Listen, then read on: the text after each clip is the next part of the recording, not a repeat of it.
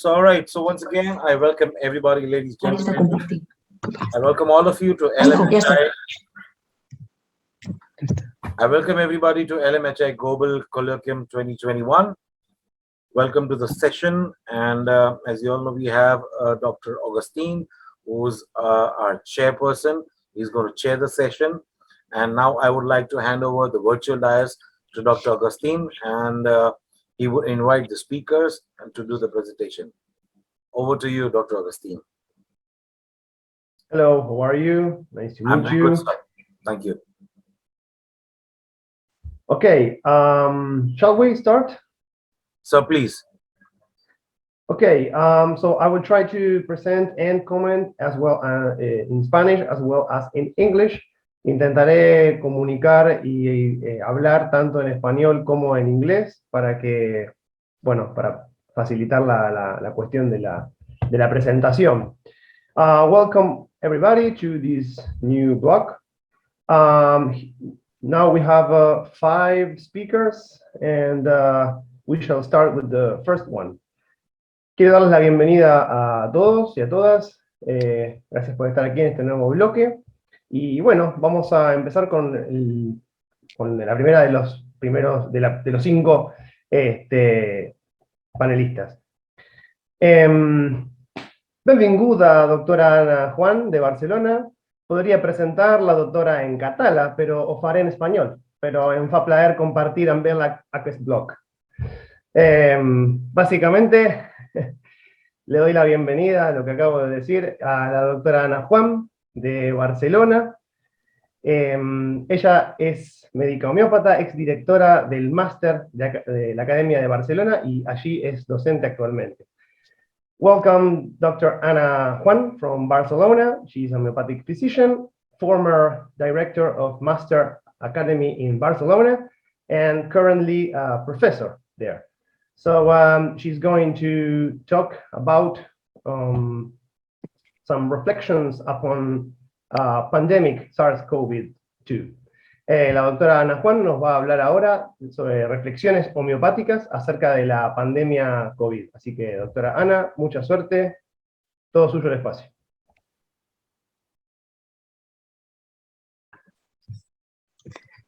Bueno, muchas gracias. Primeramente a la Liga por la invitación y seguidamente muchas gracias, doctor Salinas, por su presentación en catalán. Me ha hecho mucha ilusión y le agradezco el esfuerzo. Ha sido muy bonito el detalle. Bueno, yo les voy a hablar de un tema que estuve pensando mucho el año pasado y es sobre reflexionar un poco el porqué y el ahora de tener esta pandemia, digamos, con estas características, ¿sí? Entonces voy a compartir mi presentación. Para empezar, ahí está, eso es. Entonces, el año pasado, sin imaginarlo y de improviso, nos llegó una pandemia, ¿verdad? Hay 3 características comunes en todas las pandemias registradas a lo largo de la historia de la humanidad. La primera es que las pandemias están relacionadas con los factores medioambientales y las condiciones sociales que existen cuando se establecen. La segunda es que las pandemias han transformado las sociedades donde han aparecido, provocan cambios sociales, económicos y políticos, y los historiadores creen que han influido decisivamente en el curso de la historia. Y el tercer efecto, que es común en todas las pandemias registradas, es que el efecto más mortífero se da en los núcleos donde las personas viven apiñadamente. Respecto a la tendencia de los humanos a vivir en comunidad, incluso apiñadamente, habría que preguntarse por qué lo hacemos. Personalmente creo que vivimos en comunidad por debilidad. Al estar juntos somos y nos sentimos más fuertes, compartimos ideas, emociones y hábitos y recursos del entorno. Al estar juntos se desarrolla una fuerza vital colectiva. Este organismo colectivo es mucho más fuerte, pero también puede volverse susceptible. Y cuando este organismo colectivo enferma, lo hace como si fuera una sola persona. Sabemos que en las enfermedades agudas siempre hay una causa excitante y para que ésta nos afecte se necesita el factor de la susceptibilidad. De hecho, esta es la finalidad de este trabajo, entender cuál es podrían ser los factores que nos hacen susceptibles para poder enfermar como si fuéramos una sola persona en esta pandemia actual que nos ha tocado. Entonces me hice dos preguntas. Me pregunté, ¿por qué ahora en este momento de la historia aparece una pandemia con estas características de la enfermedad COVID? Y la segunda es, ¿cuál es el desequilibrio global de nuestra sociedad que nos hace susceptibles de enfermar como si fuéramos una sola persona con una noxa excitante tan pequeñita, ¿no? Tan invisible? Entonces, puestos a hacer una hipótesis, yo seguí un planteamiento homeopático. Cuando nosotros medicamos a un paciente con un remedio homeopático, llegamos a este remedio a través de los síntomas del paciente, ¿verdad? El remedio nos explica la totalidad del enfermo, no solo los síntomas. Nos explica incluso aspectos que el paciente no percibe y podemos comprender por qué el paciente luego tiene los síntomas que presenta, ¿verdad? Eso es lo que hacemos en homeopatía. Entonces, con los remedios más utilizados en la pandemia, con éxito, en la pandemia COVID, deberían explicarme la totalidad del mundo enfermo, porque es el mundo, nuestra sociedad, la que se ha puesto enferma. Veamos si a través de los remedios más exitosos, bajo mi experiencia personal, que han sido Arsenicum, Brionia y Gersenium, para esta enfermedad COVID, puedo explicar cuál es el desequilibrio de nuestra sociedad, que nos hace susceptibles para enfermar con esta nueva pandemia. Y empecé con Brionia alba. Al inicio de la pandemia, ¿verdad?, y sobre todo en los primeros meses de confinamiento, experimentamos con nostalgia el deseo de volver a vivir como lo hacíamos y recuperar nuestra normalidad. Y reflexionando sobre nuestra normalidad, podemos ver que vivimos en un estado vital de crecimiento continuo, un estado industrializado, un entorno industrializado, competitivo, absolutamente volcado en temas de negocios y trabajo. Vivimos trastornados por cuestiones económicas para conseguir todo lo que nos dé una posición más segura y más estable. Porque la seguridad y la estabilidad proviene no ya tanto del contacto social con la comunidad, sino que viene de la adquisición de posesiones. Somos codiciosos. Con avaricia deseamos más cosas de lo que necesitamos.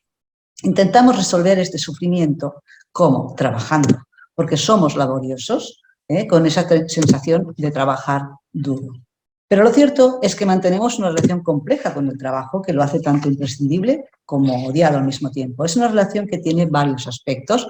El primero es ese componente de castigo-deber. Ya está escrito en la Génesis cuando dice te ganarás el pan con el sudor de tu frente.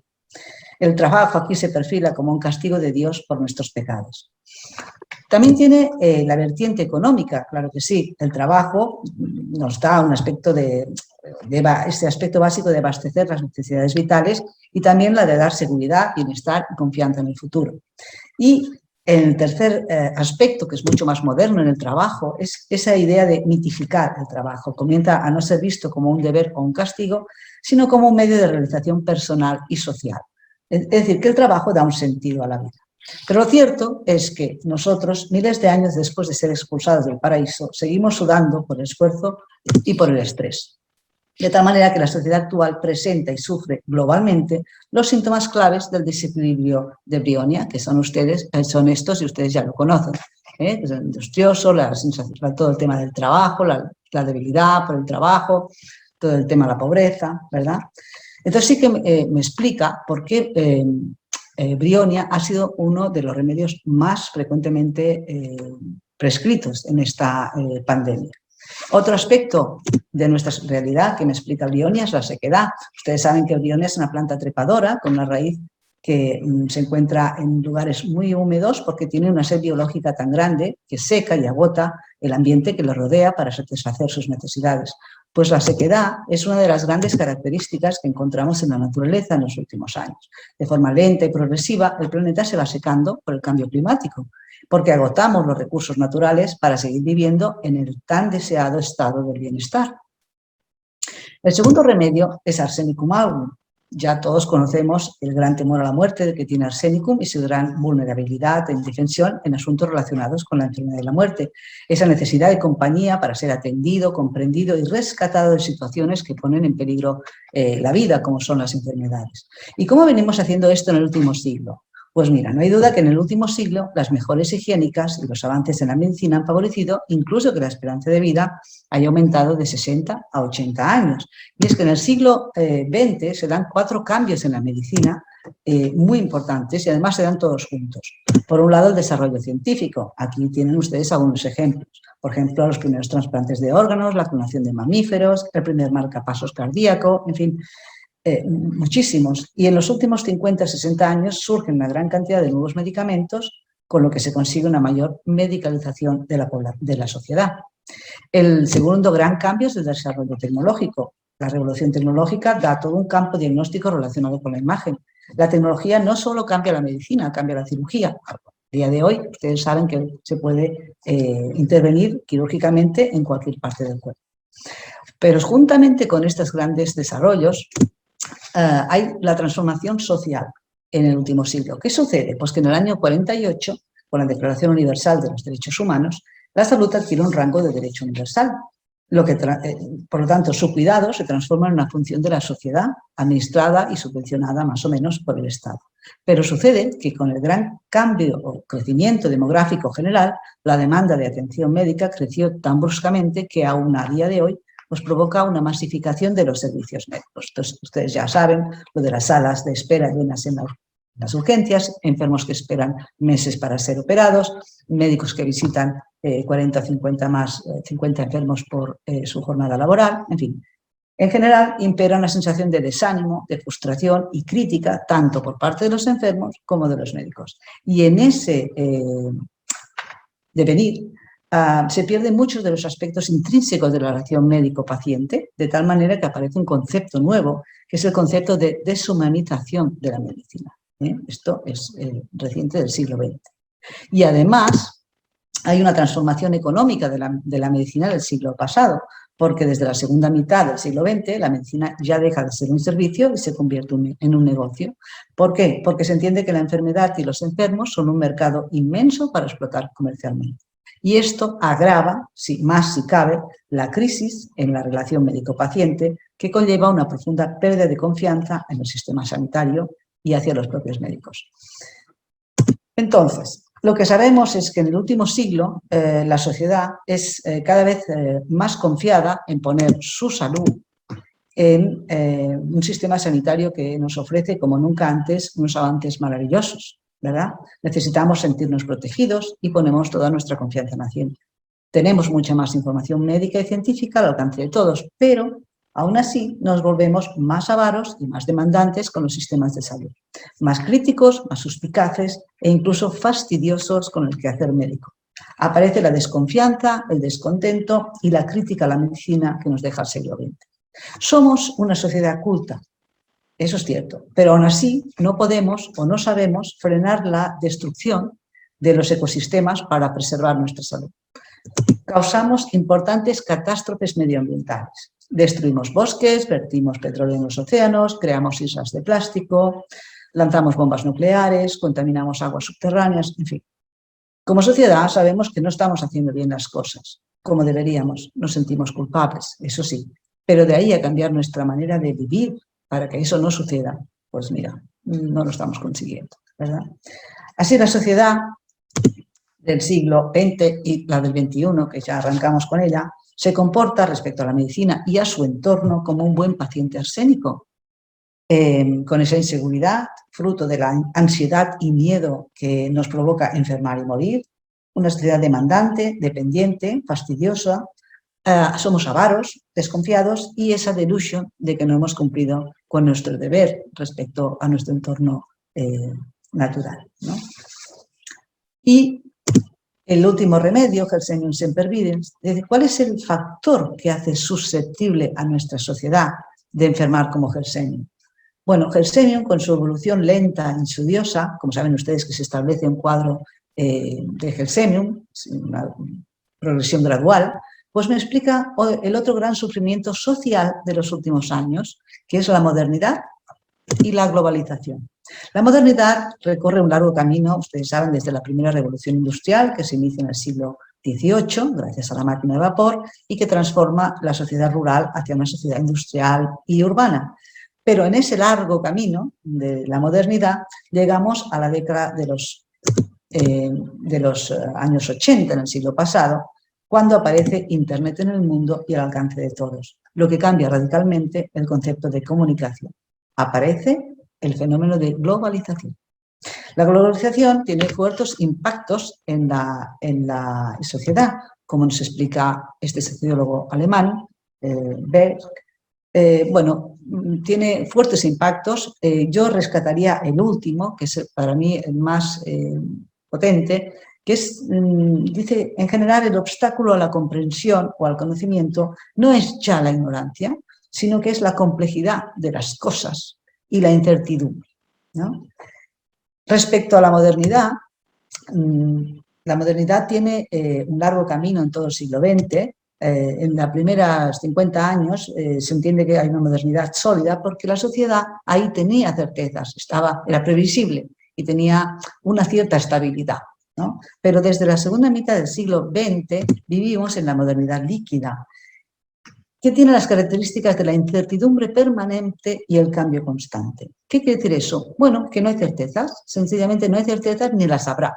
Entonces la sociedad se vuelve mucho más obsesiva frente a esta incerteza, a esta incertidumbre, y tendimos a los cambios constantes. Es una renovación de todo o de nada de forma perpetua. Se dice que nuestra sociedad, al contrario de toda cultura anterior, vive el futuro en lugar del presente. Habría que preguntarse por qué. Quizás porque transitamos entre un presente que se basa en el cambio constante de todo y un futuro que nos trae incertidumbre. Y en ese transitar o trepar, diría yo, hacia el futuro, nos comportamos y sufrimos como un buen paciente gelsemium. Vamos a ver, ahí van los síntomas. Les explicaré que la única forma que tenemos de acercarnos al futuro es aferrándonos a lo conocido y de ahí anticiparnos en lo posible a los cambios para poder adaptarnos. Pero los cambios son tan rápidos y complejos que a menudo nos provocan un estado de estupor o de parálisis. La sensación generalizada es que si no conseguimos comprender y adaptarnos a estos cambios, vamos a pasarlo mal. No podremos seguir de una manera activa en el mundo que nos toca vivir.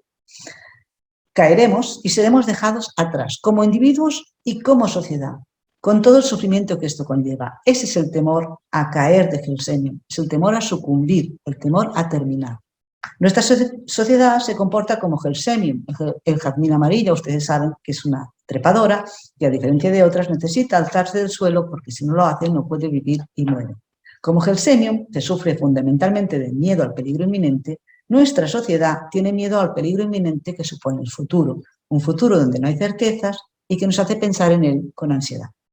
Este seguir transitando, trepando a cualquier precio por el presente y el futuro que se avecina, genera parte del sufrimiento global que nos predispone y nos hace susceptibles a enfermar.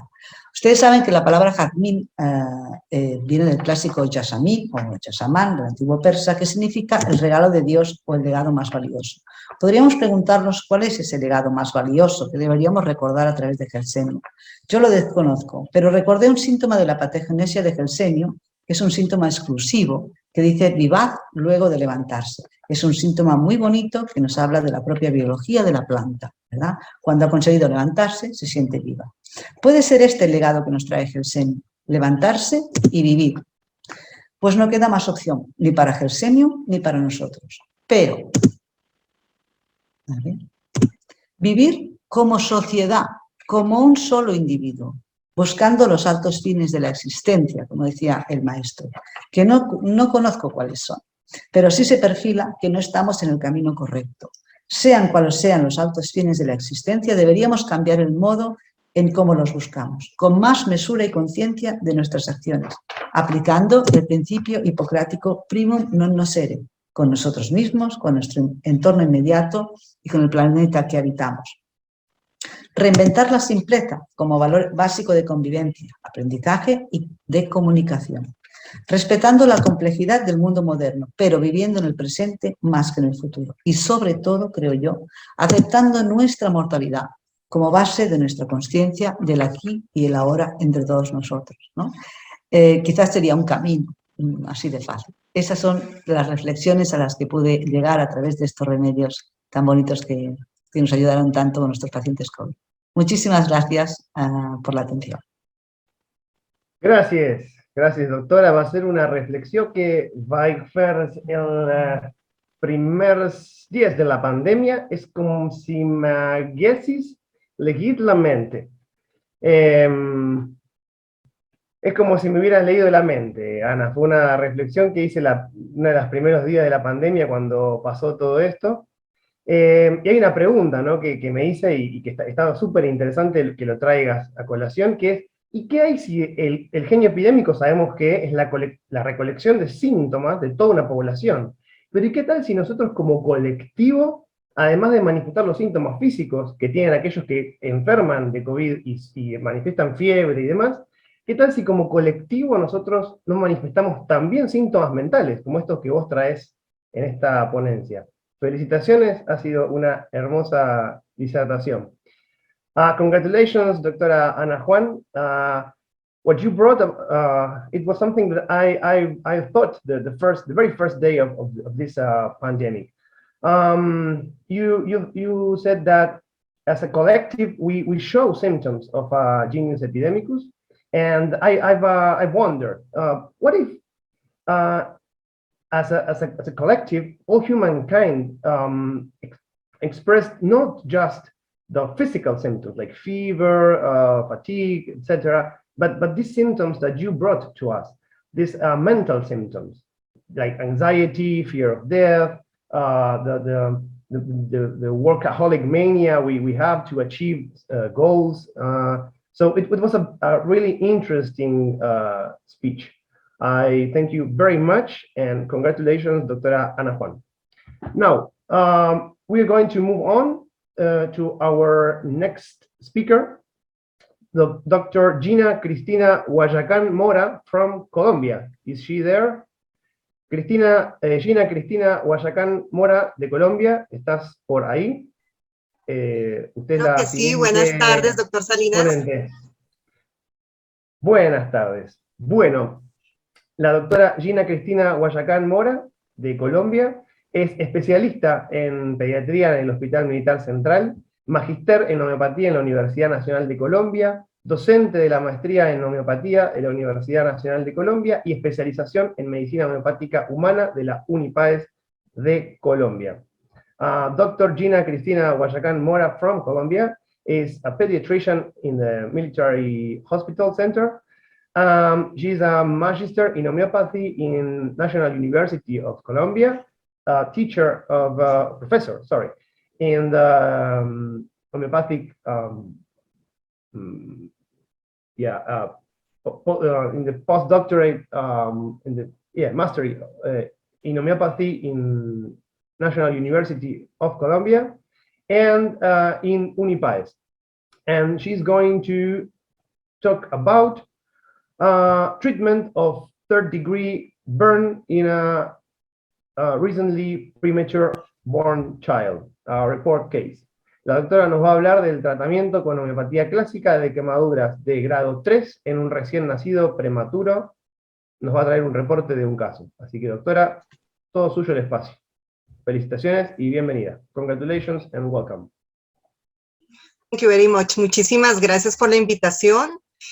Entonces hoy vamos a presentar un caso de una recién nacida prematura que fue atendida en un hospital de tercer nivel de en la ciudad de Bogotá, en Colombia.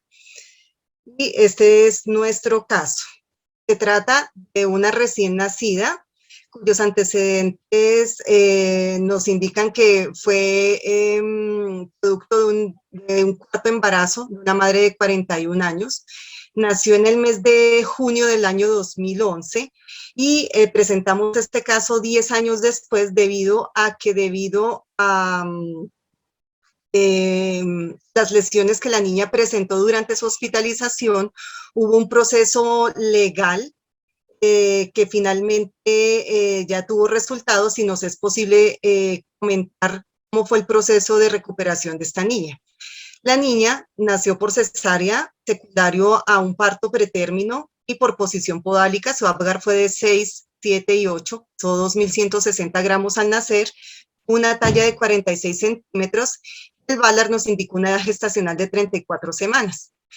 Una vez la niña nace, presenta un Silverman de 7/0, como escala que nos mide la dificultad respiratoria en un recién nacido, y esta se debió a una enfermedad de membrana hialina grado 3 que fue tratada con 3 dosis de surfactante pulmonar porcino y además presentaba un ductus arterioso persistente de 2 milímetros. La niña obviamente quedó hospitalizada en la unidad de recién nacidos y estaba presentando una evolución adecuada, pero hacia el tercer día de vida necesitó la instauración de manejo inotrópico debido a hipotensión. Estaba sospechando una infección neonatal secundaria a una coriomionitis y se inició antibiótico terapia. Aunque su evolución no era torta, el sexto día de vida se realizó un intento de extubación, la cual fue fallida, secundaria a una telectasia en el lóbulo basal derecho, y posteriormente presenta diversas complicaciones secundarias a la infección que la niña presentaba, entre ellos coagulopatía de consumo, y secundaria a ella presentó hemorragia pulmonar severa, también tuvo una hemorragia parenquimatosa biventricular izquierda, o sea, una hemorragia cerebral, y presentó crisis neonatales. Estas crisis no fueron modalizadas porque se documentaron en la historia clínica convencional de esta paciente. Y presenta además un paro cardiorrespiratorio que requirió reanimación cardiopulmonar avanzada. A este momento la niña recibía tratamiento con inotrópicos, con antibiótico terapia y con manejo de sostén. Ocurrió durante este paro cardiorrespiratorio un evento adverso secundario a una quemadura de tercer grado en sus pies. Hubo una falla en la incubadora en la que se encontraba la niña, y aquí les muestro que mientras la niña estaba siendo ventilada en esta porción de la incubadora, sus pies estuvieron expuestos a un orificio que se encontraba en esta porción de la incubadora, estaba a contacto con el calor que emana el motor, que es el encargado de mantener la temperatura dentro de la incubadora. Este contacto casi que directo con el calor de la resistencia, la niña tuvo una quemadura de ambos pies, tanto en el lado dorsal como en el lado contrario. Y debemos recordar entonces que en un recién nacido, de hecho en cualquier paciente pediátrico, una quemadura de tercer grado es de muy mal pronóstico. De hecho, tienen más riesgos de presentar infecciones. Esta es nuestra paciente. Así es como la conocemos nosotros, con las heridas cubiertas. Aquí se puede apreciar algunas lesiones necróticas que están involucrando todos los dedos, el tobillo. Lo mismo ocurre con el contralateral. Aquí tenemos un acercamiento. Aquí tenemos unas fotos que la madre, cuya autorización nos brindó antes de presentar este caso, también nos facilitó las imágenes. Podemos observar el efecto necrótico, que es usual que se evidencie cuando se utilizan inotrópicos y vasopresores como goteos de noradrenalina y de adrenalina que esta paciente tuvo, pero es clara que una lesión ampulosa en la planta del pie que también está comprometiendo el grueso artero. Esta niña es valorada entonces por cirugía plástica, hace un diagnóstico de una quemadura en bota bilateral tanto de planta como de dorso y también en la región maleolar. Se describen perfectamente las flictenas que además tenían contenido seroso y sanguinolento, y las describen como lesiones de epidermolisis esfaceladas. En este momento es el primer caso que se presenta o que se describe así en la literatura de una quemadura estando en una unidad de cuidado intensivo.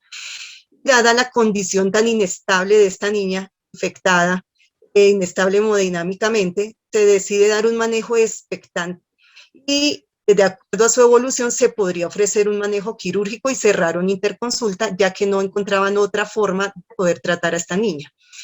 Evidentemente el pronóstico de supervivencia de esta paciente era muy malo, 34 semanas de edad gestacional, 35 por edad corregida, y tenía un pronóstico de viabilidad de las extremidades muy desfavorable, con alto riesgo de amputación bilateral. Al segundo día de presentar estas lesiones, le fue iniciada cántaris vesicatoria en la escala 50 milesimal con una potencia de la 0,6, preparada con la farmacopea mexicana, que es la que se utiliza en Colombia comúnmente para esa época, con las siguientes indicaciones: 5 golpes al frasco, dimos una gota en piel sana aplicada tópico y con la indicación de la persona que aplicase el medicamento debería usar guantes de látex, porque tuvimos la experiencia con otro personal de enfermería que había aplicado estos medicamentos homeopáticos en nuestros pacientes, presentaban patogenesias con el contacto con el medicamento si no utilizaban los guantes de látex. En aquella época se permitían únicamente 3 visitas durante las 24 horas del día al recién nacido y la mamá era quien aplicaba el medicamento. Este medicamento lo recibió los 66 días que la niña estuvo en la unidad de cuidado intensivo y luego 2 meses más. Entonces veamos cuál fue la evolución de esta niña. El segundo día de vida inició el tratamiento con cántaris vesicatoria, pero también recibía la polifarmacia dada por inotropía, por antibiótico terapia, tenía ventilación mecánica y la única indicación que nos dejó cirugía plástica en aquel momento fue realizar curaciones con solución salina. Y se documentó para este día también sepsis por protus mirabilis. El segundo día con cántaris, sorpresivamente, encontramos que la niña permitió una extubación que inició descenso de inotrópicos, que no era el objetivo en ese momento del medicamento, pero que sabemos que puede cubrir estos síntomas perfectamente. El 10º día de haber recibido cántaris, se presentaban escaras necróticas en la región aquiliana izquierda, que aquí las podemos ver, pero sin signos de infección. Y se encontró además también sorprendentemente, que la temperatura distal y la sensibilidad aparentaban estar conservadas, se delimitaron las zonas necróticas y que se observaba muy buena la perfusión en las zonas no comprometidas. Entonces, cirugía plástica recomienda continuar con las curaciones, porque aún no nos podían ofrecer ningún tratamiento. Al día 18, sorprendentemente la niña ya no necesitaba inotropía, no requería ventilación mecánica, se presentó el desprendimiento del tercer y cuarto dedos del pie izquierdo y la patología nos indicó que tenía cambios por necrosis de coagulación y de licuefacción, que nos indicaba en este orden de ideas que la paciente había tenido efectos tanto de los vasopresores como de una quemadura.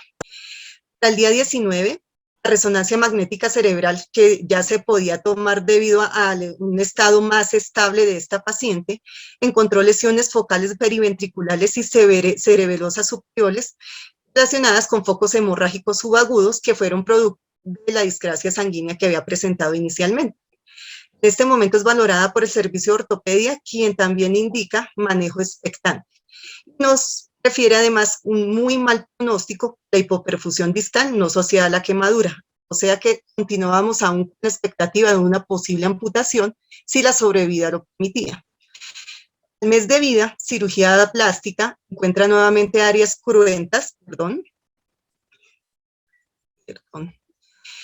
en retropie bilateral, en exposición de calcáneo, exposición del quinto metatarsiano derecho, y deciden que se debe continuar con cicatrización, segunda intención, y con curaciones con solución salina. Al día 34, ortopedia considera realizar amputación y cirugía plástica encuentra que ya la niña estaba presentando tejido de granulación y que iba en aumento, que además no se encontraba infectado. Y también, en esa época, se encontró necrosis del cuarto y quinto artejo de las falanges distales, del primero al tercer dedo derecho, que también los pierde. Día 44 de vida, o sea, el día 38 después de la quemadura, la ortopedia hace amputación del quinto metatarsiano. Dicen ellos que existe alto riesgo de infección y de amputación y cierran la consulta.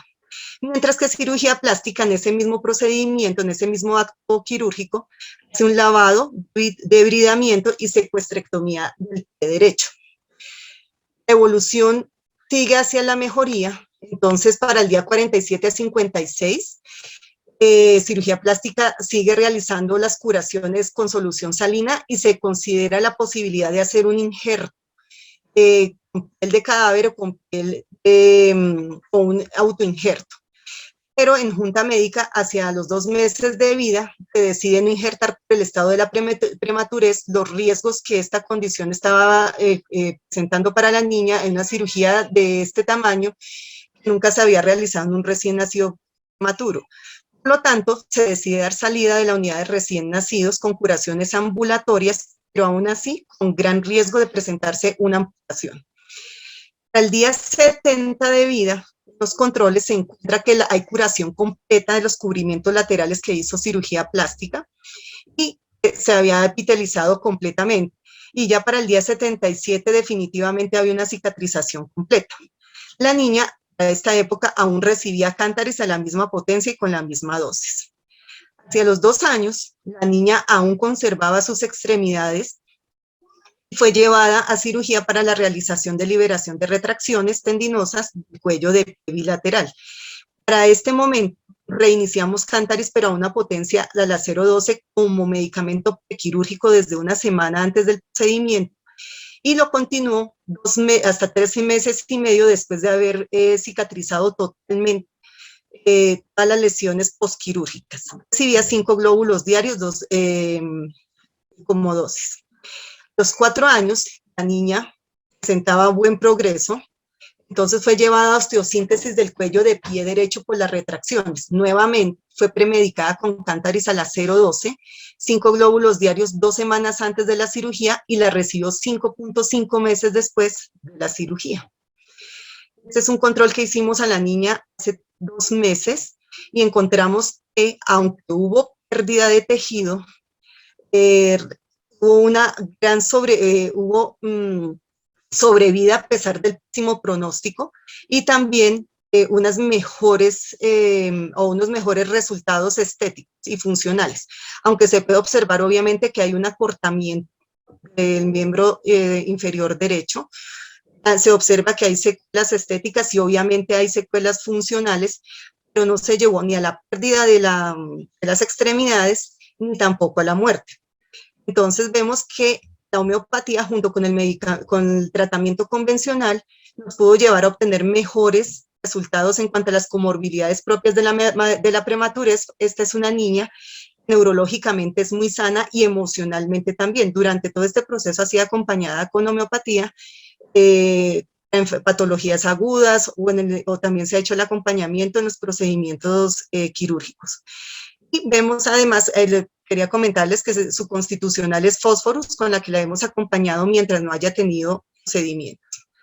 Entonces, si vemos las características de la cántaris vesicatoria, que es el origen de nuestro medicamento con el que tratamos a esta paciente tan pronto presentó las heridas, podemos ver en estudios que se observan desde la década de los 50 y de los 60 que ya se conocen sus propiedades vesicantes en su estado tóxico, que es capaz de producir necrosis en miocitos cardíacos, apoptosis neuronal, también es capaz de producir erosión de la mucosa en el tracto gastrointestinal, necrosis tubular renal, coagulación vascular diseminada, priapismo y convulsiones, y que todos estos síntomas también forman parte de las patogénesis del medicamento y de los síntomas que el medicamento es capaz de curar. Si hacemos nosotros la comparación, vemos que la niña tuvo una hemorragia intraventricular, hubo una coagulación vascular diseminada, tuvo movimientos neonatales anormales que se curaron durante su estancia en la unidad de recién nacidos, que no es lo usual, y que la niña no tiene ninguna secuela neurológica, que tampoco es lo usual en un caso de estos, además de la sobrevida después de las lesiones que ella presentó. Entonces, vemos que las quemaduras de tercer grado, ya conocemos que son de muy mal pronóstico sin importar su extensión, pueden responder muy bien a la homeopatía en este caso, que fue cántaris vesicatoria, y que además fue capaz de cubrir también otros síntomas de diferentes sistemas de órganos que se presentaron en un caso de una niña prematura. Definitivamente encontramos que la homeopatía clásica, utilizada simultáneamente con el manejo convencional, puede dialogar perfectamente al tratamiento en este caso de quemaduras de tercer grado.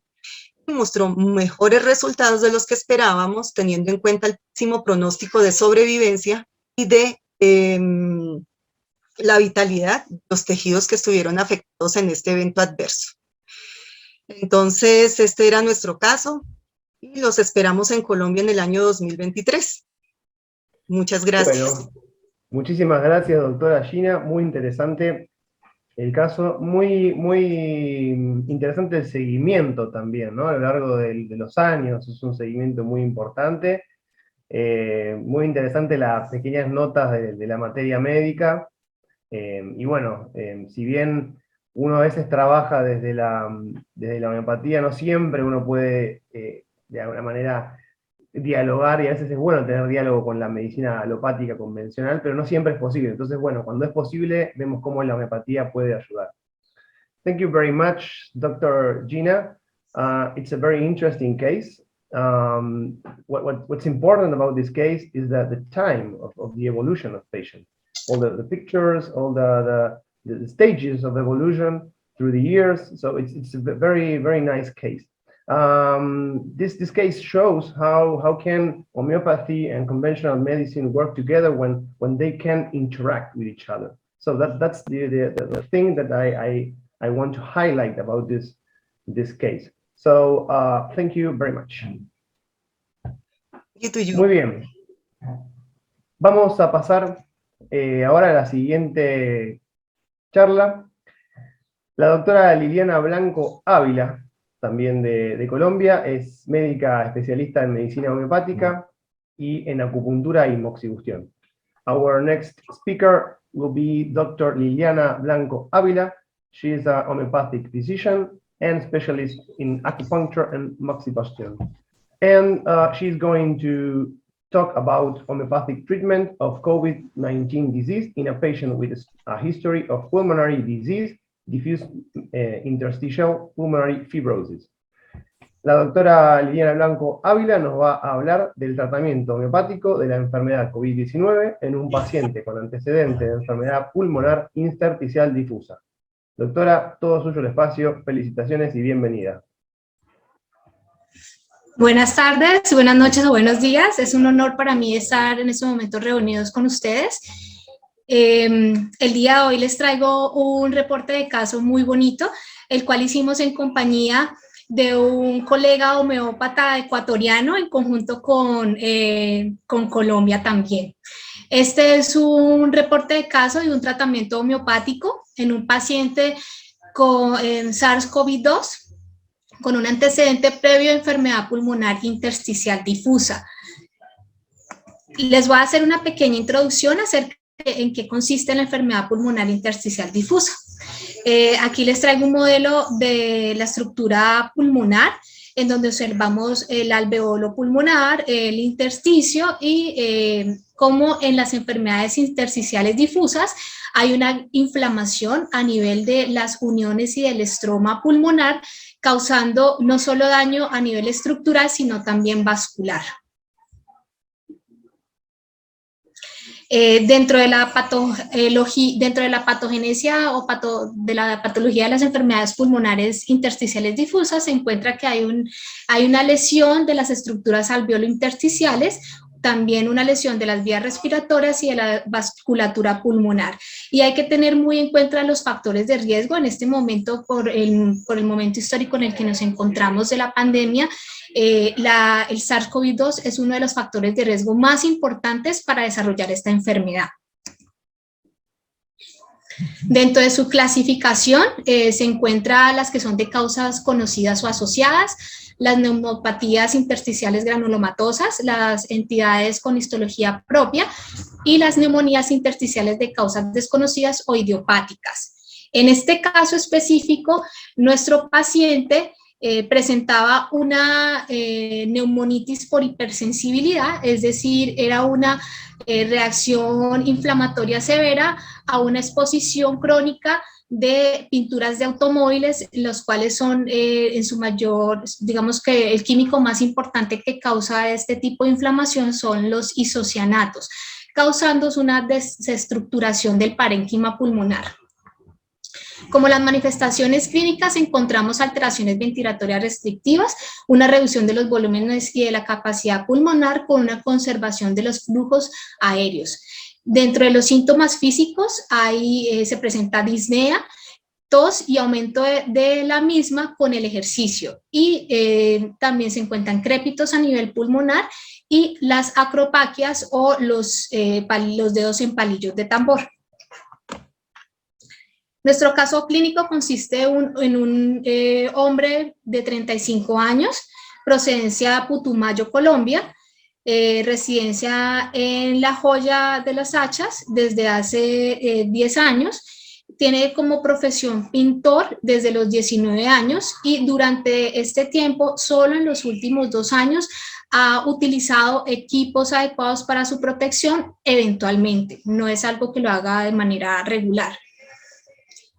Su cuadro respiratorio inicia el día 30 de marzo del 2021, consistente en tos leve seca de predominio nocturno, con dolor de garganta y sensación de debilidad.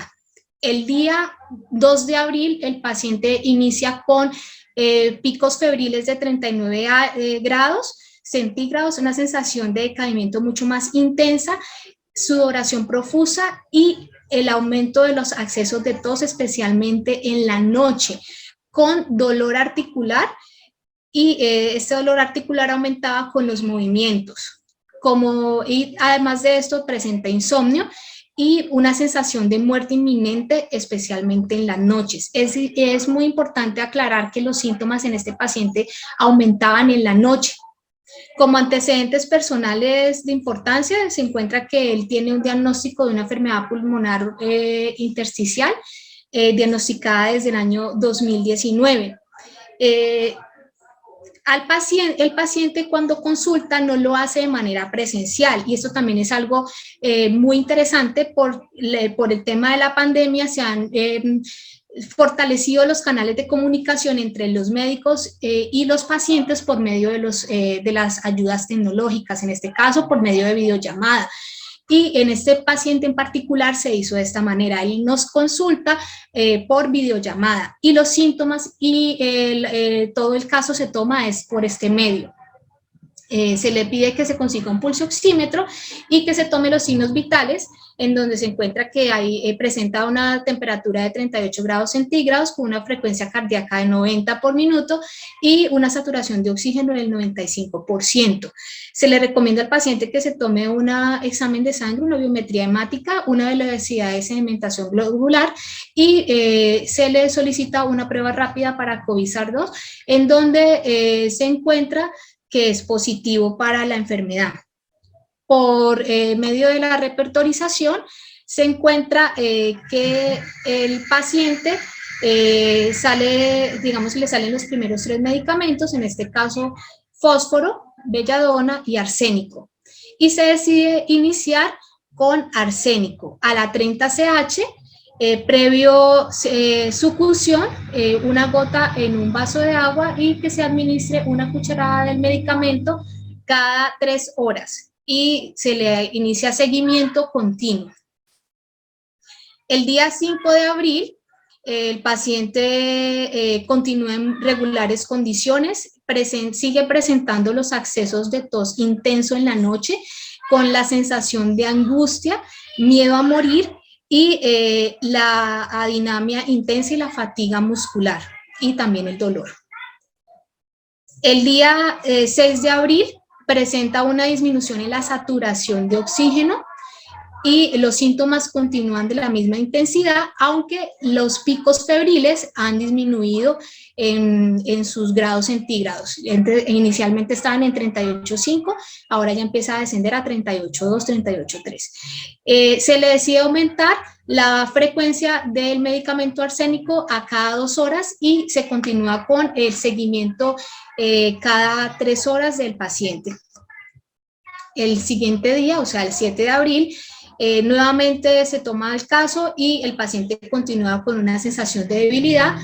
Los accesos continúan en la noche, la sensación de disnea es intensa y en este caso se decide hacer una dosis, se decide iniciar el medicamento, aumentar la frecuencia cada 10 minutos por 2 horas.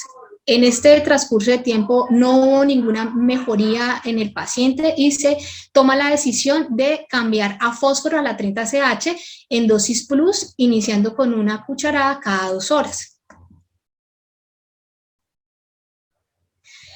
En la mañana del 8 de abril, es de notar que el fósforo se le inicia en la madrugada del 8 de abril. Entonces, en la mañana ya del 8 de abril, el paciente comenta que ya se siente un poco mejor de energía, que ya siente el deseo de estar un poco más incorporado. Los accesos de tos continúan y igualmente la sensación de angustia en la noche. Entonces se toma la decisión de dar una dosis única de aconitum a la 0,7 LM y se continúa con el fósforo de base, o sea, cada 2 horas. En la madrugada del 9 de abril, el ataque de tos se presenta nuevamente y se le indica al paciente que se tome una cucharada del medicamento fósforo cada 15 minutos, pero con las primeras 2 dosis el paciente presenta una mejoría, su cuadro de tos disminuye, se controla y de aquí en adelante este cuadro de tos nocturno cede. Ya el 9 de abril, en la mañana y en la tarde, el paciente se siente mucho mejor, ya empieza a tener una tos productiva y alina abundante, la sensación de dificultad respiratoria ha disminuido, el dolor en el pecho también ha disminuido, solo presentó un episodio de tos en la madrugada y la sensación de angustia y de muerte también se empieza a disminuir. Para el 10 de abril, el paciente se encuentra en mejores condiciones generales, ya los síntomas como el dolor articular, el dolor en el pecho han disminuido, refiere que tiene una menos sensación de dificultad respiratoria con una saturación de oxígeno de 96%, hay una mejoría en el apetito, mejora el sueño y el paciente en general siente una sensación de bienestar, que es algo muy significativo cuando el medicamento es el adecuado. Se inicia entonces un desmonte del fósforo, se le recomienda que se le suministre una cucharada cada 8 horas previo a su fusión y luego de 10 días suspender. Ya el día 12 de abril, el paciente nuevamente se le hace el seguimiento y se encuentra en mejores condiciones generales, ya está deambulando por su casa, ya el apetito ha regresado, comenta que persiste la tos productiva y alina, pero ya no hay sensación de disnea, ya él puede respirar de manera profunda sin causar tos y lo más importante, el miedo a morir ha sido controlado. Ante esta mejoría y la evolución de los exámenes clínicos, se recomienda dar de alta y nuevamente un control en un mes. Estos son los exámenes iniciales que se le solicitaron al paciente, en donde se observa la curva de saturación desde el ingreso, desde la primera consulta hasta el final, donde se evidencia que hubo una disminución de su saturación, pero posterior a la administración de fósforo, el paciente tuvo una recuperación de este valor. Como conclusiones, la importancia en estos momentos de que nosotros conozcamos la fisiopatología y las secuelas que pueden estarse presentando como consecuencia del SARS-CoV-2. Es algo muy importante que debemos tener en cuenta porque vamos a tener muchos pacientes crónicos con secuelas que debemos darles apoyo tanto desde la parte homeopática como también desde la parte física. La demostración de la utilidad de las ayudas tecnológicas ha sido algo supremamente interesante y enriquecedor, ya que es un contacto directo que tenemos con el paciente y podemos tener este seguimiento exhaustivo con nuestros pacientes. También la utilización del arsénico y el fósforo en los pacientes en general como genio epidémico, que se ha corroborado y que se sigue corroborando por medio de estos casos clínicos de los estudios latinoamericanos que se han realizado en con diferentes pacientes. Muy bien, esta es la bibliografía.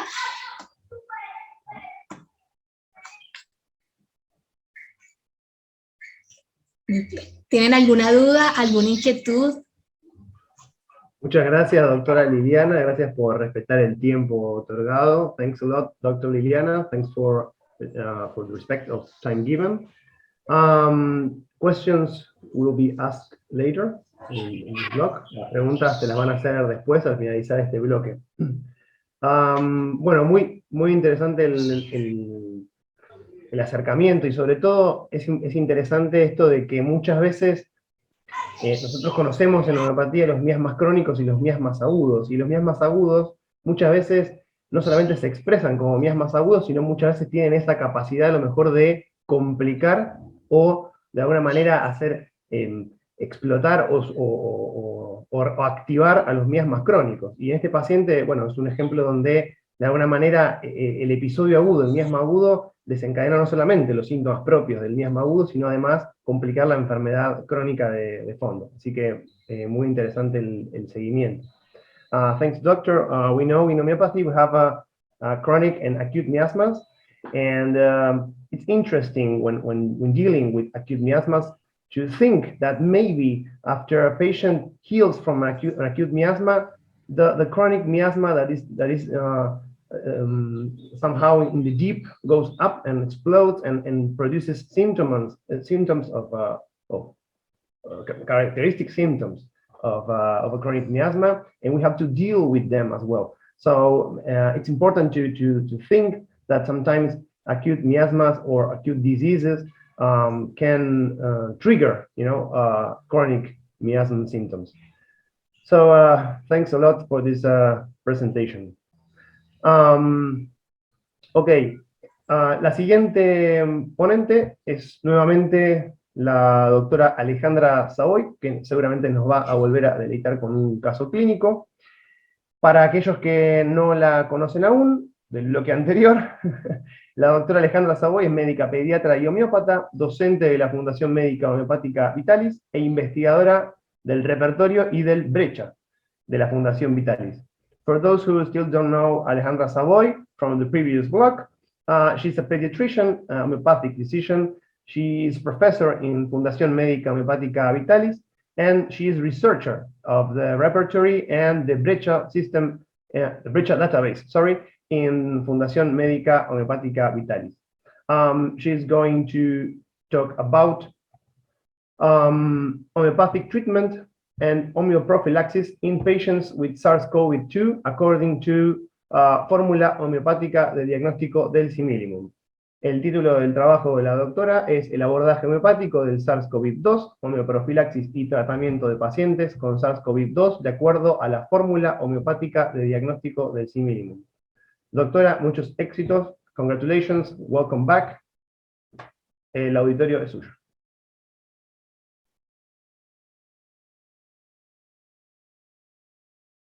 Muchas gracias. Bueno, buenas noches casi por aquí, buenas noches, entrada a la noche seguramente por el hemisferio norte. Nuevamente muy agradecida de poder participar nuevamente en este coloquio.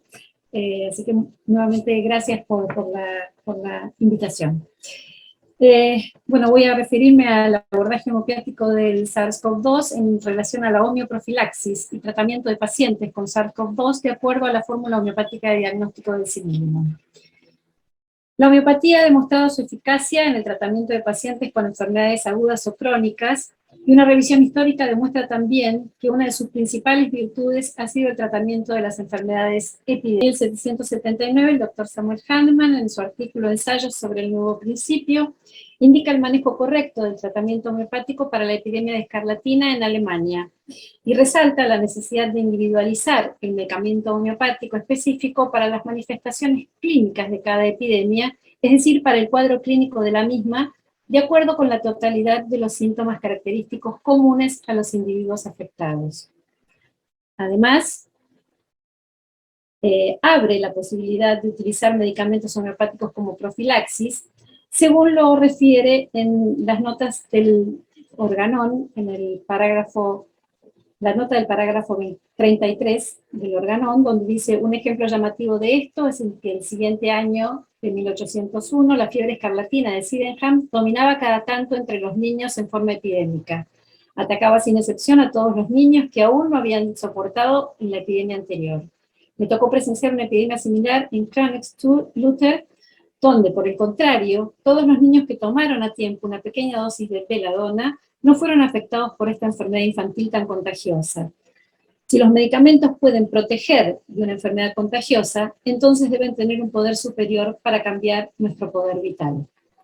A modo de breve ejemplo, podemos citar las epidemias de cólera asiático de los años 1831 y 32 en Europa, donde la tasa de mortalidad en los hospitales homeopáticos europeos fue del 7 al 10%, mientras que en los tratamientos convencionales alcanzó el 40%.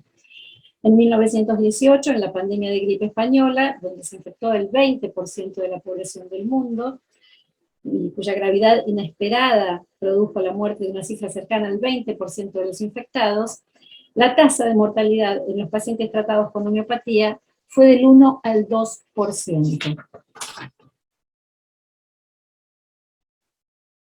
Según lo descrito y enseñado extensamente por el doctor Cámpora, los médicos homeópatas contamos con diferentes formas de homeoprofilaxis. Por un lado está la homeoprofilaxis general, del medicamento constitucional y del miasmático, y la homeoprofilaxis específica, dentro de esta última, la homeoprofilaxis con el medicamento del genio epidémico, la homeoprofilaxis del nosode específico de la enfermedad, la homeoprofilaxis medicamento específica y la homeoprofilaxis del miasma de la enfermedad aguda. Se presentan aquí entonces los resultados de la observación de la evolución de la epidemia en pacientes que recibieron homeoprofilaxis del miasma de la enfermedad aguda en el municipio de Luján, en la provincia de Buenos Aires, en Argentina.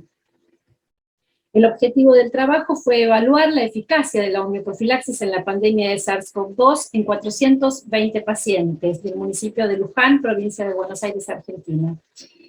El método es un estudio observacional, longitudinal, retrospectivo, que incluye el periodo de marzo del 2020 a octubre de 2021. El trabajo fue concebido como una investigación, no como una investigación inicialmente, sino como una estrategia posible de profilaxis en el contexto de la pandemia de COVID-19, de la que se contaba inicialmente con escasa información, y por lo tanto no se estableció realizar la comparación con un grupo control. Por un lado, porque éticamente no era posible tomar esa determinación en la situación de pandemia frente a una enfermedad no conocida. Y por otra parte, porque no es la tarea habitual de un médico de familia, sino en general está reservado a instituciones públicas o de la industria farmacéutica. Un total de 420 pacientes realizaron homeoprofilaxis con tuberculinum aviaria en la potencia 1000 de concentración corsacoviana, con distintas posologías. 20 glóbulos 3 veces por semana, otra posología fue una microdosis por semana, y otra posología, una microdosis cada 15 días. Cada una de estas posologías fue seleccionada de acuerdo a la individualización y considerando la edad, las comorbilidades, los factores de riesgo social y la susceptibilidad o vulnerabilidad peculiar de cada paciente. Los pacientes mayores de 60 años, a modo de ejemplo, recibieron una microdosis por semana o 20 glóbulos 3 veces por semana, dosis que se reforzó a 10 glóbulos por día en caso de contacto estrecho o en caso de presentar alguno de los síntomas compatibles con COVID-19.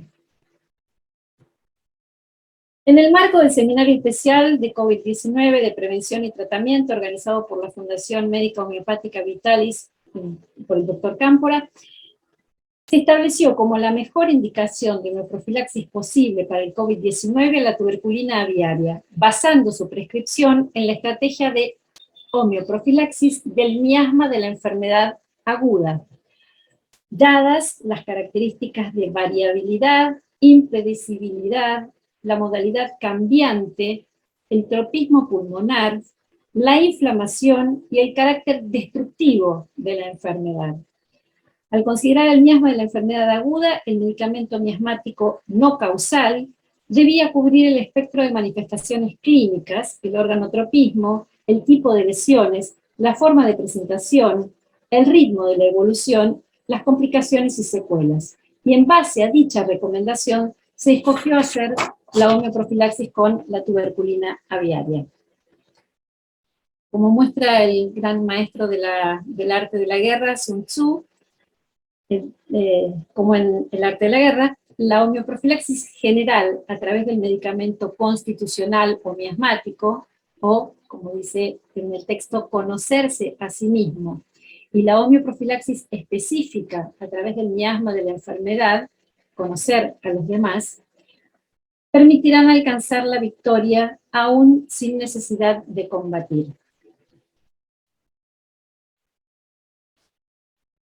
La homeoprofilaxis recomendada tuvo como objetivo evitar el contagio. En caso de contagio, en caso de contagio, presentar formas asintomáticas o leves, provocando una inmunomodulación del sistema, aumentando la capacidad de reacción del mismo. Y asimismo, evitar las formas graves o críticas de la enfermedad, evitando la desregulación inmunohumoral que termina en la cascada inflamatoria, tormenta de citoquinas, síndrome de dificultad respiratoria aguda, sepsis y síndrome de disfunción orgánica múltiple. Y evitar también la aparición de los síntomas tardíos, prolongados o secuelas como el síndrome de enfermedad post-COVID o long COVID. Los resultados. De los 420 pacientes, presentaron COVID-19 25 pacientes, 9 confirmados por PCR positiva y 16 pacientes considerados contacto estrecho y asumidos como COVID-19. No se reportaron en este grupo de pacientes, de los 420, síntomas patogenéticos ni agravaciones homeopáticas propiamente dichas con la homeoprofilaxis. De los 25 pacientes que presentaron enfermedad, solo 2 requirieron hospitalización, ambos en sala general, a saber, un varón de 84 años con EPOC, no homeopatizado, o sea, solo recibía la homeoprofilaxis, que requirió internación por demanda de oxígeno por 24 horas, siendo externado a las 48 horas. Y un segundo, varón también, de 64 años, con diabetes tipo 2, hipertensión y miocardiopatía dilatada, este paciente sí homeopatizado, y con la homeoprofilaxis, que requirió oxígeno por 48 horas y fue externado al 5º día. Ninguno de los 2 pacientes requirió cuidados en la unidad de terapia intensiva ni ventilación mecánica. De los 23 pacientes restantes, 10 presentaron síntomas leves o moderados, y 13 fueron asintomáticos, a pesar de presentar diagnóstico de COVID, en este caso por ser un contacto estrecho, pero no por PCR positiva. Quienes presentaron síntomas, específicamente tanto los pacientes internados como los 10 pacientes que presentaron síntomas leves o moderados, fueron o recibieron tratamiento individualizado de la enfermedad aguda de acuerdo a la jerarquización de síntomas del caso agudo y totalidad patológica característica del doctor Carlos Cámpora de la fórmula homeopática de diagnóstico del similimen, que considera el siguiente orden de importancia, considerando a la causa excitante, los síntomas mentales nuevos y los síntomas generales nuevos como los de mayor búsqueda de la individualización del caso, y luego los síntomas característicos de la enfermedad no patognomónicos, los síntomas característicos de la enfermedad patognomónicos, los síntomas mentales generales o particulares dramáticamente exacerbados, y finalmente el diagnóstico nosológico repertorial. La incidencia de enfermos en el grupo total de pacientes fue, si consideramos quienes enfermaron con diagnóstico de certeza, del 2.8%, considerando estos pacientes que recibieron la confirmación no por diagnóstico, sino por contacto estrecho. Los síntomas físicos predominantes en los pacientes que resultaron afectados fueron debilidad generalizada, cefalea, tos, dolor torácico, odinofagia, disgeusia, anosmia, fiebre, mialgias y dolor abdominal, y diarreas.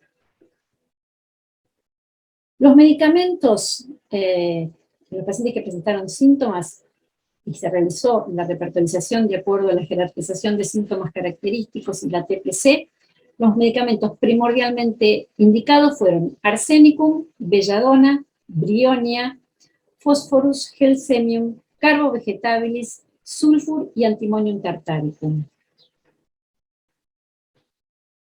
Si bien no es posible compararse, una cosa interesante es que alrededor del 60% de los pacientes con enfermedad leve o moderada tuvieron una rápida respuesta con arsénicum. Si bien no es posible compararse por no tratarse de grupo control, en el municipio de Luján, que tiene 93.363 habitantes, se registraron entre marzo del 2020 y octubre del 2021 15.403 pacientes positivos para COVID, lo que representa un porcentaje del 16.4% de la población, y de los que fallecieron 303 pacientes, lo que implica una tasa de letalidad del 1.9%. Sin pretender establecer una comparación estadística por no tratarse de un grupo control, es interesante la observación de la diferencia de individuos afectados, casi 6 veces mayor en los que no recibieron homeoprofilaxis, y, si bien no se trata de grupos estratificados, todos presentan similares situaciones de riesgo acotados a una región, especialmente considerando las características estrictas que el confinamiento tuvo en la Argentina, comenzando en marzo del 2020 y finalizando en noviembre del mismo año. Estos resultados frente al SARS-CoV-2 corroboran la experiencia histórica de la eficacia de la homeopatía tanto en la prevención como en el tratamiento de las infecciones epidémicas. Se han demostrado como beneficios el uso del medicamento homeopático tanto en la prevención como en el tratamiento, los escasos y transitorios efectos adversos reportados, la amplia tolerancia, el hecho de que no presentan riesgos de indicarse a niños, embarazadas o personas de edad avanzada o con comorbilidades. Por otro lado, son productos de bajo costo, cuya producción, conservación y distribución es simple y fundamentalmente no condiciona resistencia ninguna al tratamiento convencional, ni favorece el desarrollo de nuevas cepas seleccionando su grado de contagiosidad ni virulencia. Será deseable entonces que en algún momento de la historia la homeoprofilaxis deje de ser un interesante y útil recurso de los médicos homeópatas y pueda reconocerse de forma masiva para poder ser utilizada y probablemente cambiar la triste historia de las pérdidas de vidas que traen aparejadas las pandemias. Muchas gracias. Muy bien, gracias doctora Alejandra, muy interesante la ponencia, el trabajo que han hecho, muy interesante. Es muy valioso el hecho de poder proponerse validar el genio epidémico y cuál es el rol de la homeopatía en pandemias, en epidemias, como a través de este tipo de estudios. Seguramente el proyecto la investigación es mucho más profunda de lo que nos has podido contar en 15 minutos, eso siempre el tiempo es un tirano, digamos, ¿no? Pero es muy interesante la iniciativa, el método, no es fácil realmente muchas veces comprobar la eficacia de la homeopatía, por cómo nosotros abordamos a los pacientes y a los fenómenos respecto a la medicina convencional, ¿no? Entonces nosotros necesitamos que la enfermedad esté en la población para poder observar los síntomas y luego elegir el medicamento correcto. Y entonces, profilaxis, bueno, es a partir de lo que ya tenemos, que hacemos una profilaxis a partir de que el fenómeno ya está y no antes de que ese fenómeno suceda. Entonces, bueno, esas cosas hacen que sea medio difícil muchas veces elaborar un método correcto para realmente validar, ¿no? Pero la verdad que la iniciativa es excelente y es un trabajo muy, muy interesante. I think it's very important to make this kind of work of research to validate the genius epidemicus in homeopathy, which is not easy. It's not easy to validate it when we need the disease out there first in order to get the symptoms and choose the remedy or remedies that we might use as prophylaxis. So this initiative and this project and this research is very interesting, and it's very important that we all homeopaths pursue this kind of research. So thank you, Doctora Alejandra. Perdón, una pequeña aclaración, si es posible, doctor Salinas. Sí, obvio. La homeoprofilaxis se hizo en base al miasma de la enfermedad aguda, estudiando cuáles eran las características que sí se tenían en ese momento de la destructividad. Por eso se elige este miasma, el miasma tuberculínico, como el más representativo de lo que ocurría en ese momento con el COVID-19, ¿sí? Eso Bien, era simplemente lo que quería aclarar. No, No del y eso genio abre un epidémico, capítulo. sino... No No, del claro, genio y eso abre epidémico, sino... un capítulo grande, ¿no? En la cuestión de que los homeópatas hablamos de miasma y muchas veces, a veces nos cuesta como llegar realmente a un concepto que podamos después mostrarle al mundo o a la medicina convencional qué es lo que es miasma verdaderamente. Nosotros lo entendemos dentro de la comunidad, pero hacia afuera, qué difícil muchas veces explicar el término, ¿no? We talk about miasms and acute chronic miasms, but it's so hard to explain the concept of miasm to the world. I mean, and this kind of research is very important, and appreciate the work done. So thank you again, doctor. Gracias de nuevo, doctora Alejandra. Vamos a pasar al siguiente expositor, el doctor Helmut Harold Medina Bolaño de Barranquilla, Colombia. ¿Está por ahí, doctor? Es director científico de la organización Ser Humano, médico homeópata y psicólogo. So our next speaker is Dr. Helmut Harold Medina Bolaño from Barranquilla, Colombia. He's a director of the organization Ser Humano, and he's a homeopathic physician and psychologist. So welcome, Dr. Helmut. He's going to talk about the unified homeopathy, the integration and evolution of Hahnemannian homeopathy. El doctor nos va a hablar ahora de la homeopatía unificada, la integración y evolución de la homeopatía hahnemanniana. Doctor, bienvenido, muchas gracias y felicitaciones. Gracias, muy amable. Doctor, congratulations. Gracias, muy amable. El tema que voy a trabajar es la homeopatía unificada, la integración y evolución de la homeopatía hahnemanniana. Utilizo como epígrafe esta frase de San Juan de la Cruz: para llegar a donde no has llegado, deberás andar caminos que no has andado. Dentro del tema, mi tema pertenece al mejorando la educación, la práctica y la investigación homeopática. Como introducción, tenemos que este trabajo nos proporciona una visión unificada de la medicina homeopática hahnemanniana. Desde esta perspectiva integral se plantea que no ha existido ni existe una sola y única homeopatía de medicamento único, como muchos autores afirman, sino que existen tres tipos de homeopatía que tienen en común emplear un solo homeomedicamento por vez. Ellas tienen características nucleares muy similares que las unen, pero al tiempo poseen sus propias particularidades periféricas que las distancian.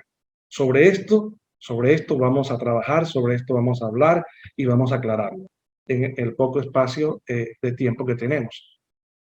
Como objetivo, me trazo identificar, esclarecer, diferenciar, agrupar, delimitar, definir y unificar a la homeopatía hahnemanniana y sus respectivas corrientes para así hacer de ella una sola homeopatía, una sola y única homeopatía.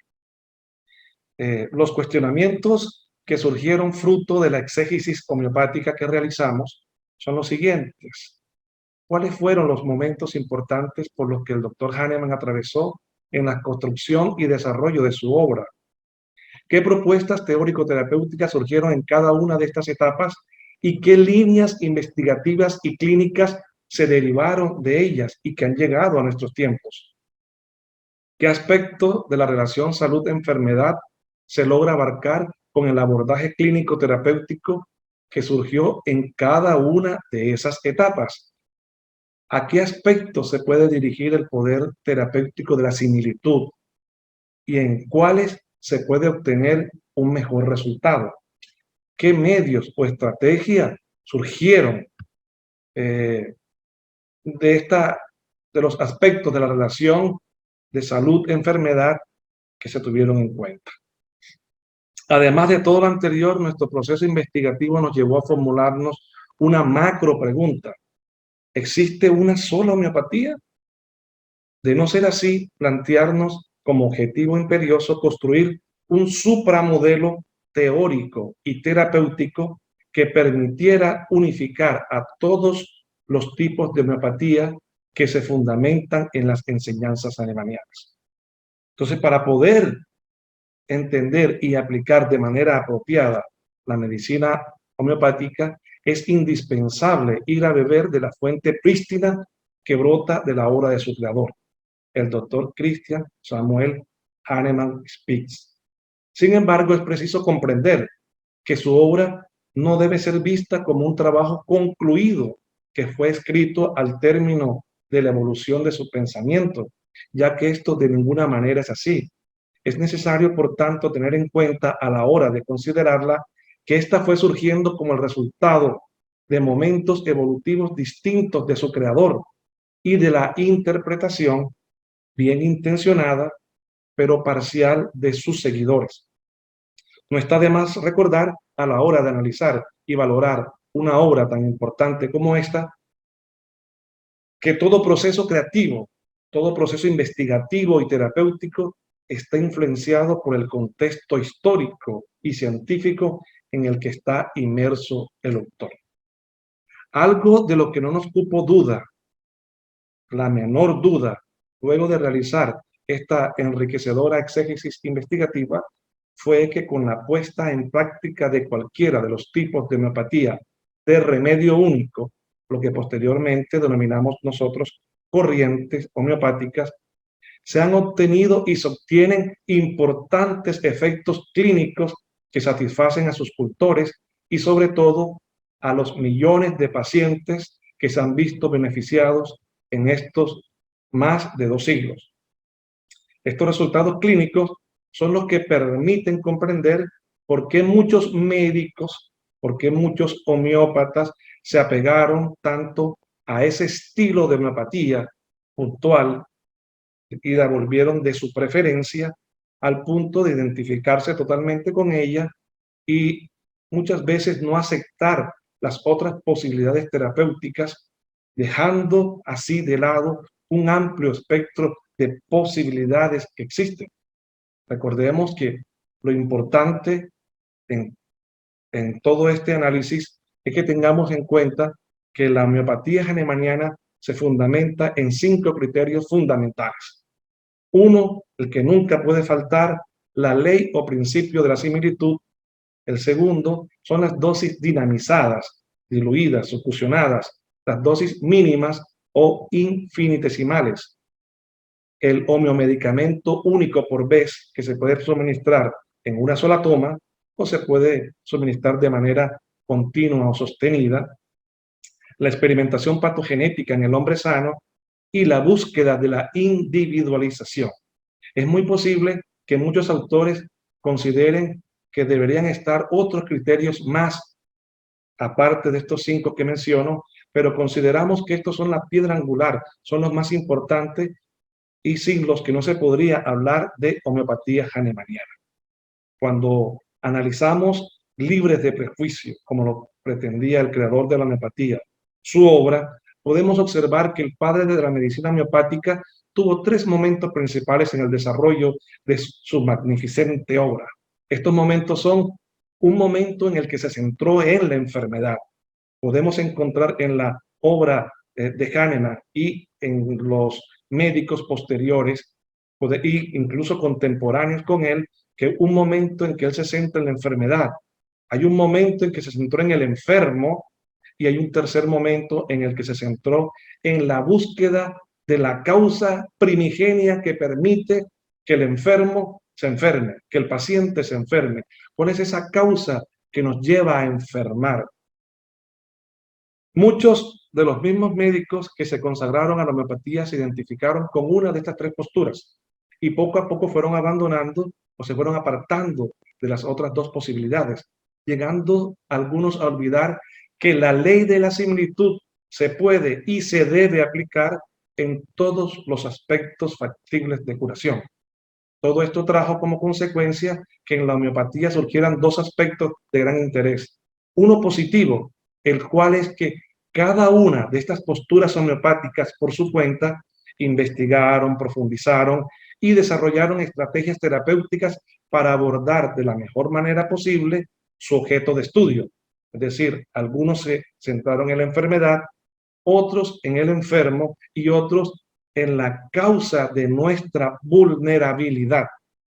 Y surgió también un aspecto negativo, el cual es que la ley de la similitud se excindió, por decirlo de alguna manera, perdiéndose así la posibilidad de integrar las tres posturas en un mismo acto médico homeopático.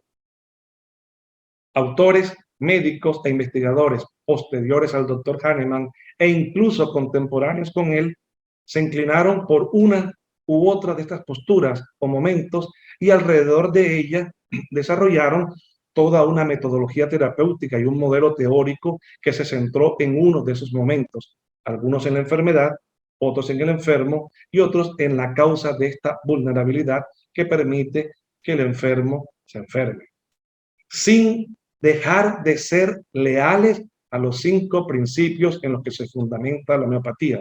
Es decir, los 5 principios que he mencionado en un inicio se pueden aplicar al abordaje de la enfermedad, al abordaje del enfermo y a la causa de la vulnerabilidad. Eso es lo que hemos encontrado en el recorrido de estos 223 años de estar practicándose la homeopatía. Es decir, de la homeopatía hahnemanniana surge un momento en que se tiene en cuenta la enfermedad, otro el enfermo y otro la causa de la vulnerabilidad. Ahora, insistimos en que todos ellos estaban trabajando con los 5 criterios propios de la homeopatía. Recordemos tener en cuenta que estas 3 franjas curativas hay que analizarlas. Aquí está la homeopatía en este ejemplo. Aquí estamos estudiando la homeopatía, pero tenemos que hacer un paso más arriba, es decir, lo que se llama la teoría del conocimiento general y la teoría del conocimiento especial, lo que es la gnoseología y la epistemología, donde tenemos que irnos más arriba para vernos cómo ha sido el ejercicio de la homeopatía durante todo este tiempo. Como supramodelo encontramos a través de la homeopatía unificada que, entre otras cosas, aunque cada corriente sigue y cumple los criterios cardinales propios de la homeopatía hahnemanniana, presentan al tiempo, como dije anteriormente, diversas características que la separan y diferencian entre sí. Algunos de estos aspectos que la homeopatía unificada se ha dedicado a investigar, a clarificar y a diferenciar son el tipo o nivel de similitud que se tiene en cuenta cada corriente. Encontramos que algunos buscan la similitud entre el homeomedicamento, el homeoestímulo, el medicamento homeopático y la enfermedad individualizada. Otros le encuentran entre el homeoestímulo, entre el homeomedicamento y la enfermedad, y el enfermo. Y otros buscan la similitud entre el homeomedicamento y la causa de nuestra vulnerabilidad. En otros, el objeto de estudio, para tener en cuenta, en el que se enfatiza cada corriente. Algunos enfatizan en la enfermedad. Y este coloquio hemos visto cómo muchos presentadores se centran en la enfermedad, otros se centran en la búsqueda de los síntomas del enfermo y otros pocos se centran en la búsqueda de la vulnerabilidad que enferma al enfermo. Entonces, buscamos los síntomas y signos, ¿sí?, de la enfermedad o del enfermo, la etiología de la enfermedad o la etiología del enfermo, la totalidad característica del enfermo, la totalidad característica de la enfermedad, la etiología que produjo la enfermedad, la etiología que enfermó al enfermo, las analogías y la causa de nuestra vulnerabilidad. Lo que se pretende curar, el objetivo, también hay que tenerlo en cuenta. lo agudo y lo crónico del caso con sus respectivas subdivisiones, el rango y la clasificación de las dinamizaciones. Algunos catalogan a tales a tales muy bajas o bajas, las medias, las altas, las superaltas. Todo eso, la homeopatía unificada ha tratado de reunirlo y clarificarlo. El método o estrategia por el medio del cual se llega al homeomedicamento correcto. Hay diferentes estrategias, veremos algunas si el tiempo nos alcanza. Los criterios en los que se soportan las diversas materias médicas. Algunas materias médicas se soportan, por ejemplo, en la toxicología, algunos en la experimentación pura, algunos en las experiencias clínicas, algunas otras en la analogía e incluso la simbología. La esfera sobre la cual se pretende actuar, o sea, sobre cuál consideramos está centrada la enfermedad, la esfera psicosomática, la esfera emocional, la esfera mental, la esfera somática, la esfera espiritual. Es decir, aquí podemos ver en este diagrama, en esta imagen, cómo la homeopatía hahnemanniana, los 5 criterios están en los 3, pero cada uno de ellos ha creado sus propias líneas investigativas, sus propias líneas terapéuticas que han permitido avanzar en diferentes direcciones. La idea es aunar todos los tipos de homeopatía para que ahora sí podamos hacer de ella una sola. ¿Qué es para nosotros la homeopatía unificada? Pues es un supramodelo, ¿sí?, teórico, ¿sí?, terapéutico, que se fundamenta en los criterios y principios rectores de la homeopatía hahnemanniana. Ella aúna y subsume de manera coherente las 3 corrientes terapéuticas homeopáticas existentes, dándoles a cada una de ellas su justo lugar, basándose para esto en sus respectivos parámetros y resultados terapéuticos. Consideramos en esto, siguiendo a Jean Piaget, que cada estructura, aquí entiéndase cada corriente, debe concebirse como una forma particular de equilibrio, más o menos estable en su campo restringido de acción, pero comienza a volverse inestable en sus límites periféricos. Doctor, disculpe, le queda un minuto para ir concluyendo. Ok, Muchas gracias. vamos a pasar correcto a las conclusiones. Gracias. Entonces, la homeopatía hahnemanniana se separa en la enfermedad, el enfermo, pero la idea es lograr integrarlo a través de un supramodelo que permita abordar todo esto. Vamos a pasar a algunas conclusiones para que podamos cerrar. Entonces, la homeopatía, hablamos de 3 tipos de homeopatía. La homeopatía apunicista, que se centra en la enfermedad, su objeto de estudio es la enfermedad del enfermo y la búsqueda de su mayor individualización posible. Es decir, el apunicismo se enfoca en el cuadro clínico, en sus características individualizadoras, al igual que en su etiología, que produjo la enfermedad, pero también los signos y síntomas que individualicen a través de la fenomenología. Tenemos la homeopatía unicista, ¿sí?, que respetamos porque ella trata al enfermo, la concibe, dice, no existen enfermedades, sino únicamente personas enfermas. Y dice que hay que tratar al enfermo y no la enfermedad. Entonces, si vemos aquí, esta se está enfocando en el enfermo con sus síntomas individualizadores y la etiología que enfermó a esta persona, mientras que en el apunicismo se centra en la enfermedad, ¿sí?, y en la etiología que produjo la enfermedad. ¿Sí? El vocablo unicista no es acuñado por nosotros, lo respetamos en su máxima expresión hasta donde es posible. Y por último, el transunicismo. En el transunicismo, el objeto de estudio es el origen transtemporal, metafísico o transtenrenal, la vulnerabilidad general con la que nacen los seres vivos, ¿sí?, y la vulnerabilidad específica que lleva a enfermar. Entonces, mientras abordemos la enfermedad, mientras abordemos la patología, mientras estudiemos la célula, mientras estudiemos las bacterias, los virus, perfectamente la homeopatía apunicista lo cubre a la perfección.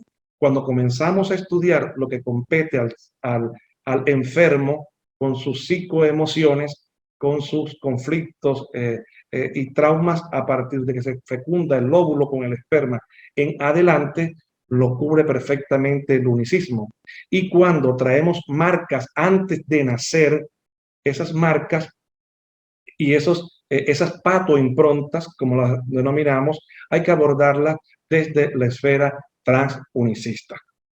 Pues es Muy bastante bien. lo que habría que explicar, Claro, doctor, pero estos disculpe, 15 pero minutos, sí, es el tenemos que tiempo cerrar. que podemos trabajar.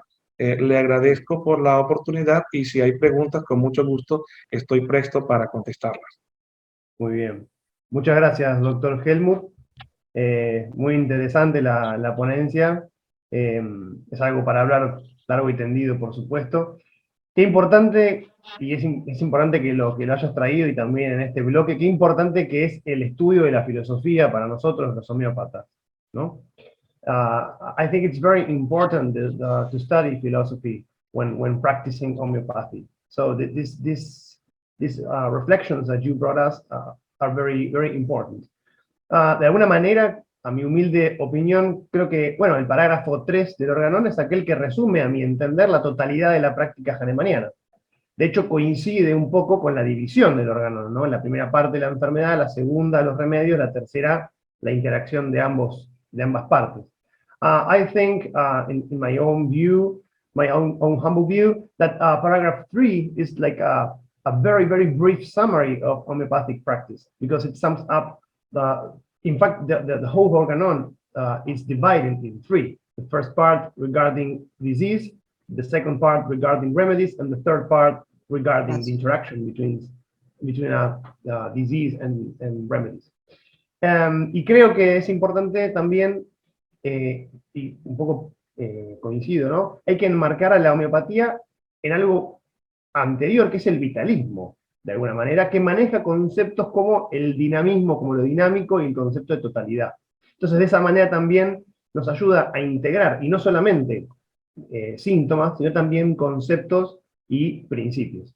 I think that homeopathy should be framed in a higher or deeper or previous concept, that is vitalism, which has concepts like, or terms like dynamism and totality, and this way we will not forget to integrate not just symptoms, but also concepts and principles.